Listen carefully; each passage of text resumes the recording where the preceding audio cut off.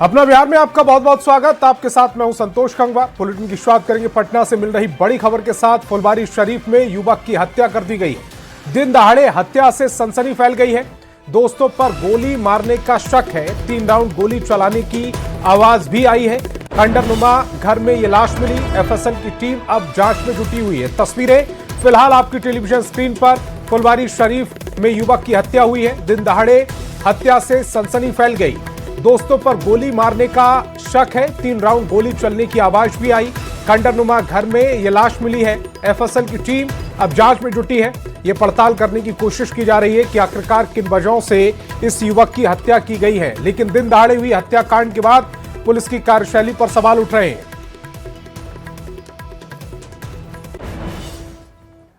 FSL team को घटनास्थल पर बुलाया गया है। डॉग स्क्वाड को भी बुलाया गया है। एफएसएल टीम के आने के बाद और पोस्टमार्टम के बाद इस घटना का स्पष्ट कारण पता चलेगा।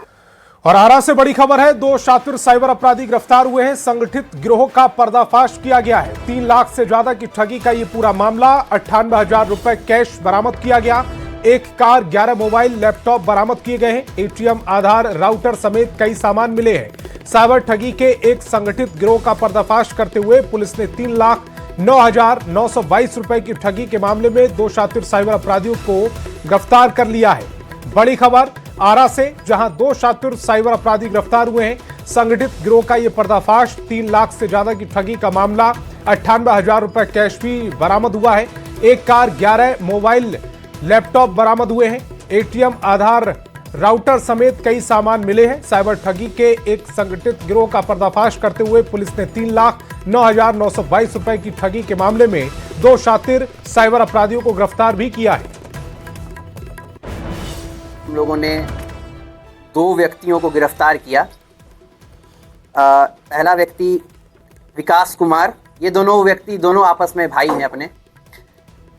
इन लोगों का काम था कि ये यूपीआई फ्रॉड एक चल रहा है, उसके माध्यम से फ्रॉड करते थे।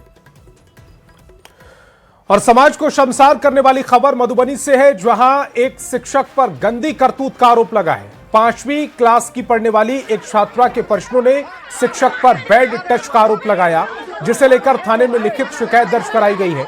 मामला खजौली थाना क्षेत्र के बेला कोठी राजकीय प्राथमिक विद्यालय का है। आरोपी शिक्षक की पिटाई भी कर दी गई, जिसका वीडियो सोशल मीडिया पर वायरल हो रहा है। आक्रोशित भीड़ ने आरोपी शिक्षक को जूते चप्पल से पीटा है। मामला दर्ज होने के बाद पुलिस आरोपी शिक्षक के खिलाफ जांच कर रही है। तस्वीरें फिलहाल आपकी टेलीविजन स्क्रीन पर है। और मुजफ्फरपुर से बड़ी खबर है, जहां झोले से बदमाशों ने कैश उड़ाए हैं। 1,40,000 रुपए कैश उड़ाए गए। झोले में ब्लेड मारकर ये कैश की चोरी की गई। पीएनबी से शख्स ने पैसे निकाले थे। फोटो कॉपी करवाने के दौरान इस वारदात को अंजाम दिया गया है। पुलिस सीसीटीवी फुटेज खंगाल रही है। मुजफ्फरपुर से ये तस्वीरें, जहां पर झोले से बदमाशों ने 1,40,000 रुपए उड़ा दिए। झोले में ब्लेड मारकर इस चोरी की घटना को अंजाम दिया गया। पीएनबी से शख्स ने पैसे निकाले थे, फोटो कॉपी करवाने गया। इसी दौरान इस वारदात को अंजाम दिया गया। अब पुलिस सीसीटीवी फुटेज खंगाल रही है। करा के आए, देखे तो यहाँ पैसा था नहीं बैग में। कैसे लिया? कैसे ब्लेड काट दिया बैग में। कितने पैसे? 1,40। कहाँ? इसी ब्रांच से निकाले थे? इसी ब्रांच से निकाले। पुलिस जो है अभी तहकीकात में लग गई है। उसके बाद सूचना मिलते ही एक टीम बनाई गई है। वो टीम को गठित करते ही वो टीम सीसीटीवी कैमरा और बाकी टावर नंबर निकालने में जुट गई है। आरा से बड़ी खबर है। बेखौफ बदमाशों का तांडव देखने को मिला। लूट के दौरान शख्स को गोली मारी गई। गैस एजेंसी के कर्मी को गोली मारी गई है। 50,000 लूट कर ये फरार हुए। कैलवर थाना क्षेत्र का ये पूरा मामला। पुलिस मामले की जांच में जुटी है। आरा से फिलहाल बड़ी खबर आपकी टेलीविजन स्क्रीन पर। बेखौफ बदमाशों ने तांडव काटा है। लूट के दौरान शख्स को गोली मारी है। गैस एजेंसी के कर्मी को गोली मार दी गई। 50,000 रुपए लूट कर फरार हुए थे बदमाश। कोइलवर थाना क्षेत्र का ये पूरा मामला। पुलिस मामले की जांच में जुटी हुई है।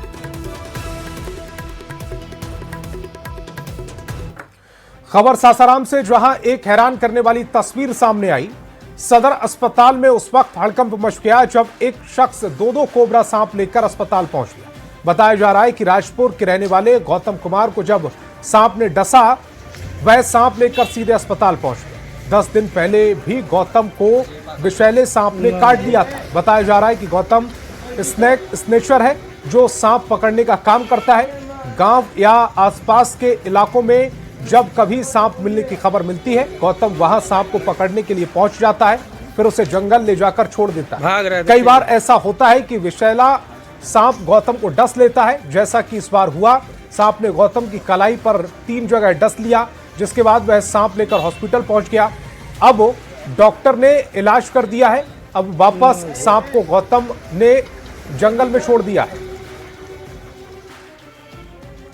अचानक 2 कोबरा का फोन आया तो मैं चला गया रेस्क्यू करने। मैं दस्ताना से पकड़ रहा था, लेकिन कपड़ा से बाहर और बाइट कर दिया मुझे पिन, और मैं 1-2 घंटा पहले आया हूँ, अभी ठीक हूँ। अच्छा है, महादेव की कृपा से कुछ हो नहीं रहा है। पहले भी आए थे आप? हाँ, 10 तारीख को आए थे, बाइट कर दिया था तो मैं सुरक्षित था। पिन अचानक काट दिया है। तो ये सांप लेकर अस्पताल में आए हैं? ऐसे हम आते हैं, अब सोचे कि अब लेके चला जाए भाई, इसको कहाँ छोड़ेंगे, इसीलिए इसको लेके चल जाते हैं पहाड़ तक। भागलपुर में 2 नाबालिग छात्राओं के लापता होने के मामले में अब पुलिस ने जांच का दायरा बढ़ा दिया है। शुरुआती दौर में स्थानीय थाना की सुस्ती नजर आई। बबरगंज थाने में मामला दर्ज कराए जाने के बाद भी पुलिस ने संज्ञान नहीं लिया। थाना अध्यक्ष ने डीएसपी को जानकारी नहीं दी।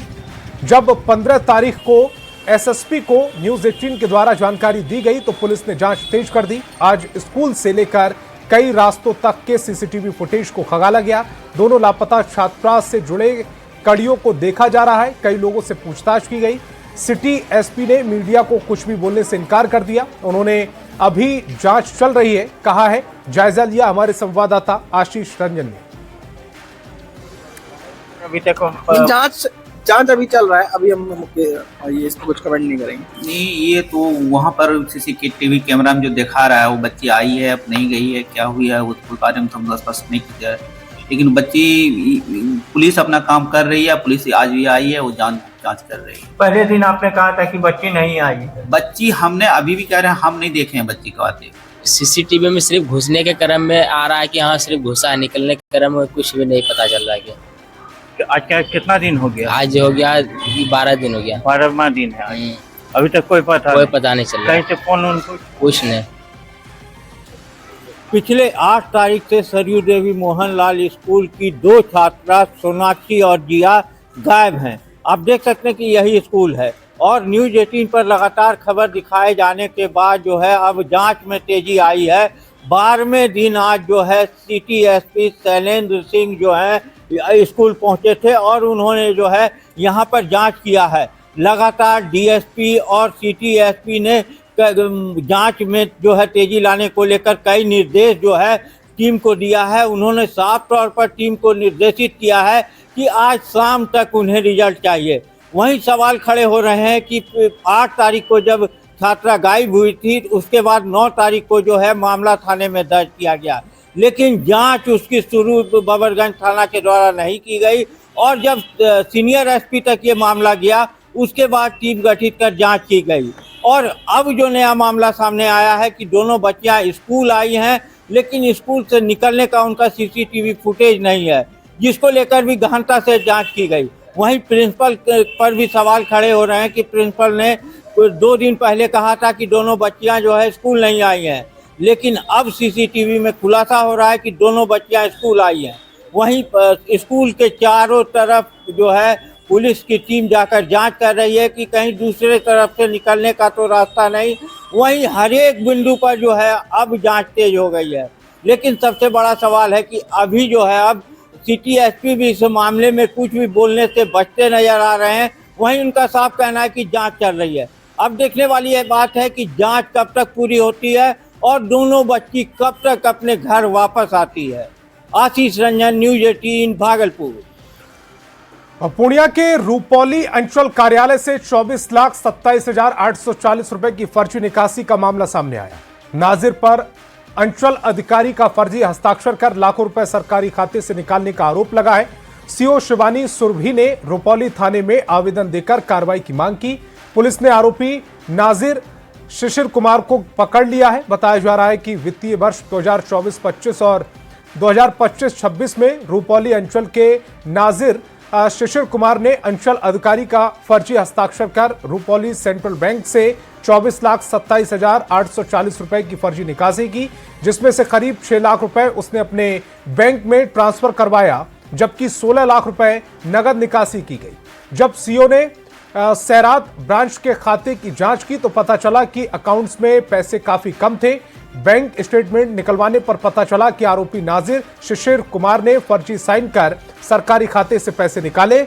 जांच में पता चला है कि निकासी अलग अलग दिनों में की गई है। आरोपी शिशिर कुमार ने पूछताछ में अपना अपराध स्वीकार कर लिया है। और इसका जांच करना शुरू किए कि सैरात का पैसा कहाँ है। टोटल जब देखे तो उसमें देखिए सैरात में पैसे जो है काफ़ी कम थे। तो उसका फिर जब हमने उसका स्टेटमेंट निकाला बैंक से तो उसमें देखा कि जो चेक हमने कभी अंकित ही नहीं किया था वो सारे चेक से ट्रांजैक्शन किया हुआ है। फिर उस दौरान नाजिर को बुलाकर उससे पूछताछ की गई तो उसने कबूल किया कि उनके द्वारा जो है सारा चेक जो है मेरे फर्जी सिग्नेचर करके उनके द्वारा निकाला गया है।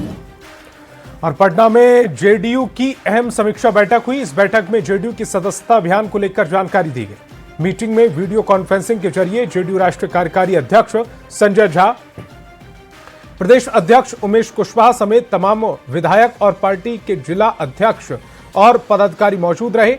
बैठक में इस बात की समीक्षा की गई कि पार्टी में अब तक कितने सदस्य बने हैं।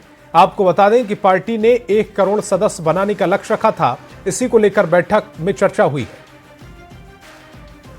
जेडीयू के सदस्यता अभियान की समीक्षा बैठक हो रही है, जहां पे जेडीयू के राष्ट्रीय कार्यकारी अध्यक्ष संजय झा और प्रदेश अध्यक्ष उमेश कुशवाहा सहित जेडीयू के वरिष्ठ नेता मौजूद हैं। और वीडियो कॉन्फ्रेंसिंग के माध्यम से पूरे बिहार से जेडीयू के पदाधिकारी हो, विधायक हो, तमाम लोग यहाँ पर मौजूद हैं।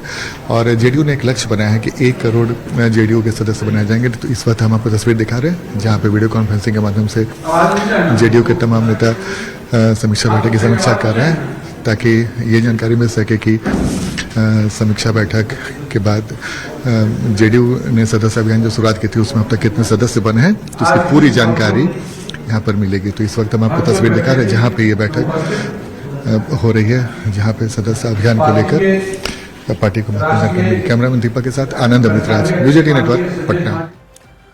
और पटना में गर्ल्स हॉस्टल कांड से जुड़ी एक बड़ी खबर। एक और लड़की की मौत से हड़कंप मचा हुआ है। गर्ल्स हॉस्टल में छात्रा की मौत से हड़कंप मच गया। परिवार ने हत्या का आरोप लगाया है। औरंगाबाद की लड़की की मौत हुई है।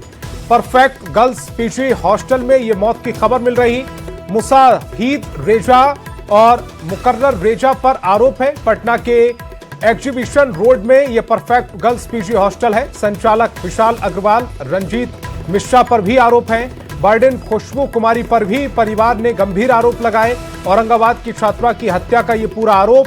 पुलिस पर भी लापरवाही बरतने के आरोप लग रहे हैं। मामले को रफा दफा करने का आरोप है। बताया जा रहा है कि 6 जनवरी को औरंगाबाद की रहने वाली छात्रा की लाश मिली थी। परिवार को बताया गया था कि छात्रा ने आत्महत्या की है, लेकिन परिवार वालों के पहुंचने से पहले ही पुलिस ने बॉडी को कब्जे में ले लिया और बिना पोस्टमार्टम के ही परिवार को यह बता दिया कि आपकी बेटी ने खुदकुशी की है। जबकि छात्रा के मां बाप का आरोप है कि उनकी बेटी के शरीर पर जख्म के निशान मिले थे। शरीर पर जगह जगह गहरे निशान थे। परिवार वालों ने पूर्णिया के वाईसी थाना इलाके के चोचा गांव के रहने वाले मोहम्मद शमसुज जोहा के बेटे मुसाहिद रेजा और पश्चिम बंगाल के उत्तर दिनाजपुर के रहने वाले मोहम्मद गुलाम यशदानी के बेटे मुकर्रर रेजा पर गंभीर आरोप लगाए। संवेदना की हत्या के बाद एक और कांड। पटना के गर्ल्स हॉस्टल बने मौत का अड्डा। औरंगाबाद की छात्रा की मौत पर बवाल। बेटियों के साथ बर्बरता, सुरक्षा पर सवाल। हम पूछते हैं कि बिना परमिशन के 2 लड़का हॉस्टल में क्यों घुसा? बिना पोस्टमार्टम आए हुए आत्महत्या की सरकार क्यों दे रहा थी? मेरे को ये बताना है कि जिस हॉस्टल में गर्ल्स हॉस्टल में जेंट्स को अलाउ नहीं है, जो खुद की बच्ची के पिता को अलाउ नहीं है अंदर हॉस्टल में, तो उसमें 2 लड़का को आप कैसे अलाउ दे दीजिएगा अंदर जाने के लिए? ये आरोप है औरंगाबाद के रहने वाले उन माँ बाप का जिन्होंने अपनी बेटी को पढ़ाई करने के लिए पटना भेजा। बेटी घर से सपने लेकर आई, लेकिन पटना के गर्ल्स हॉस्टल से लाश बनकर निकली। माँ बाप के सारे सपने टूट गए, बर्बाद हो गए, शरीर कांप उठा फंदे से लटकी अपनी गुड़िया की लाश देखकर। लाश सिर्फ गुड़िया की ही नहीं थी, ख्वाबों की थी, आशाओं की थी, भरोसे की थी। जिस सपने को पूरा करने के लिए माँ बाप ने बेटी को पढ़ने के लिए राजधानी में भेजा, बदले में पटना ने उसी बेटी को कफन में लपेटकर ख्वाबों का कत्ल कर दिया। वहाँ की स्थिति कुछ नहीं था। मेरा परिजन एक ठो भेजे थे, उनको बता दिया गया कि लड़की जीवित है, उसको मिलने दिया नहीं गया और उनको पीछे में बॉडी के उतार कर पुलिस ने पीएमसीएच लेकर भाग गया। बोला कि हॉस्पिटल ले रहे हैं, पीएमसीएच लेकर भाग गया। क्या लग रहा है, जो हिसाब से उसको मैं वीडियो देख रहा हूँ, फोटो देख रहा हूँ, उस हिसाब से मेरे को सुसाइड नहीं, उसको हत्या की साजिश लग रहा है। घटना 6 जनवरी की ही है, जिस दिन पटना के शंभू हॉस्टल में नीट की छात्रा संवेदना को जान से मार दिया गया। उसी रात गांधी मैदान थाना क्षेत्र के परफेक्ट गर्ल्स पीजी हॉस्टल में एक और लाश मिली। ये लाश थी औरंगाबाद की रहने वाली 16 साल की गुड़िया की। नाम हम भले ही आपको काल्पनिक बता रहे हैं, लेकिन कहानी असली है, क्योंकि जो बाप अपने हाथों से बेटी का कन्यादान करना चाहता था, उसे उन्हीं हाथों से बेटी की चिता को आग देनी पड़ी। पिता का आरोप है कि बेटी ने आत्महत्या नहीं की, बल्कि उसका कत्ल किया गया। माँ भी यही सवाल उठा रही है। पटना के जिन गर्ल्स हॉस्टल में छात्राओं के घर वालों को मिलने की इजाजत नहीं, वहाँ रात के अंधेरे में लड़कों को एंट्री कैसे दे दी जा रही है? पता नहीं उसके साथ क्या साजिश किया, गला दबा दिया कि क्या कर दिया। मेरे बच्ची के हाथ में पूरा खरोच आया है, इसमें पूरा खरोच आया है, यहाँ पर पूरा काला काला पूरा दाग पड़ गया है। जब तक उसमें पेरेंट्स को जाना नहीं है वहाँ पर, जब तक जाएगा नहीं, पहुँचेगा नहीं, तब तक आप मेरे बॉडी को कैसे गायब कर दीजिएगा, मेरी बच्ची को कैसे गायब कर दीजिए। परिवार का आरोप है कि पटना पुलिस ने शंभू हॉस्टल की छात्रा संवेदना की तरह ही औरंगाबाद की बेटी के केस को भी रफा दफा कर दिया। घर वालों ने थाने में जिसके खिलाफ एफआईआर दर्ज कराई, पटना पुलिस ने उसे चलता कर दिया। ऐसे में एक और लाश और कई सवाल तैर रहे हैं। परफेक्ट गर्ल्स पीजी हॉस्टल में छात्रा की मौत हुई या उसे भी संवेदना की तरह बेरहमी से मारा गया? देखना है कि पुलिस जांच में ये केस हत्या का निकलता है या आत्महत्या का। औरंगाबाद संवाददाता संजय सिन्हा के साथ ब्यूरो रिपोर्ट, न्यूज़ 18। और वक्त है एक छोटे से ब्रेक का।